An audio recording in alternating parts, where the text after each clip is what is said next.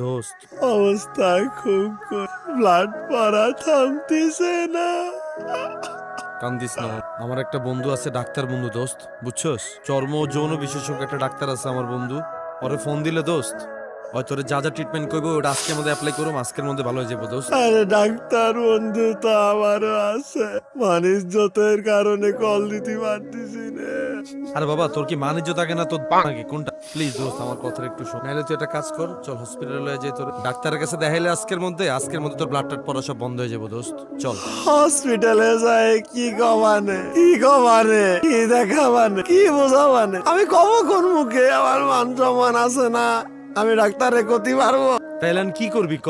তুই কোনটা করতে চাস? তুই যেটা করতে চাস ওইটা আমি করুম, ক আমারে। তুই হসপিটালে যা, যায় মেডিসিন নিয়ে আয়, যেটাতে আমার রক্ত ভরা মামা থাকবে। কি অবস্থা তোর?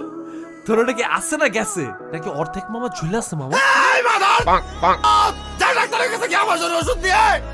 আমার সাথে তোর মুখে করতেছিস কেন? দোস্ত কষ্ট করে তো ডাক্তারের কাছে যাওয়া দরকার নেই দোস্ত, আমি তোর ক্ষতস্থানের একটা ছবি তুলে লয়ে যাই।